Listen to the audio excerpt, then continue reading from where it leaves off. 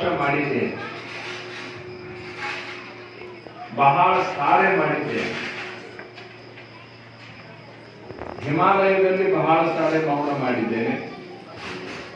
ಅದರ ಜೊತೆಗೆ ನಮ್ಮ ಮಠದಲ್ಲಿಯೂ ಕೂಡ ಬಹಳ ಸಾರೆ ಮೌನ ಮಾಡಿದ್ದೇನೆ. ಕೆಲವು ವರ್ಷಗಳವರೆಗೆ ಪ್ರತಿ ದಿವಸ 12 ಗಂಟೆವರೆಗೆ ಮೌನ ಇರ್ತಿದ್ದೆ, ಒಂದು 8 ವರ್ಷ. ಅದಾದ ನಂತರದಲ್ಲಿ ಪ್ರತಿ ಸೋಮವಾರ ಇರ್ತಿದ್ದೆ.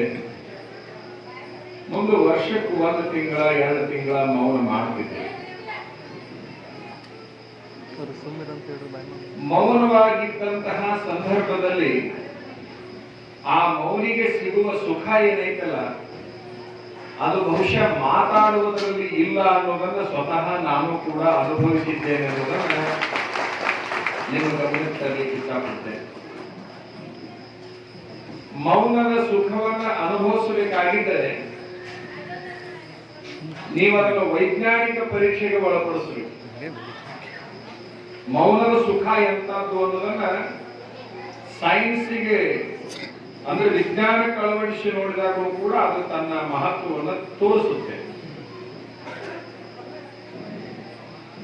ಬಹಳ ವರ್ಷಗಳಿಂದ ಮೌನ ಮಲ್ಲಿಕಾರ್ಜುನ ಸ್ವಾಮಿಗಳು ಅಂತ ಹೇಳಿ ಮೌನದಿಂದನೇ ಬಹಳ ಪ್ರಸಿದ್ಧ.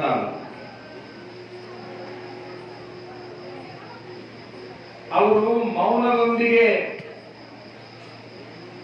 ಈ ಜಗತ್ತಿನ ಭಕ್ತರನ್ನ ಆಕರ್ಷಣೆ ಮಾಡಿದರೆ,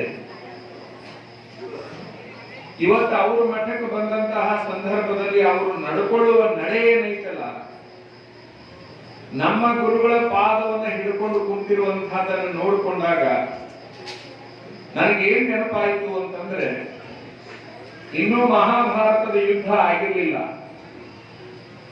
ಮಹಾಭಾರತದ ಯುದ್ಧ ಆಗಿರ್ಲಿಲ್ಲ. ಕೃಷ್ಣ ಏನು ಘೋಷಣೆ ಮಾಡಿದ್ದ ಅಂತಂದ್ರೆ, ಶಸ್ತ್ರ ಸನ್ಯಾಸವನ್ನ ಸ್ವೀಕರಿಸಿದ್ದೇನೆ ಅಂತ ಘೋಷಣೆ ಮಾಡಿದ್ದ. ಶಸ್ತ್ರ ಸನ್ಯಾಸವನ್ನ ಸ್ವೀಕರಿಸಿದ್ದೇನೆ ಅಂತ ಘೋಷಣೆ ಮಾಡಿದ್ದಾನೆ. ಇನ್ನು ಮಹಾಭಾರತದ ಯುದ್ಧ ಆಗಿಲ್ಲ. ಆದರೂ ಕೂಡ ಕೃಷ್ಣನ ಹತ್ರ ಸಹಾಯವನ್ನ ಬಯಸಿ ದುರ್ಯೋಧನ ಬಂದ.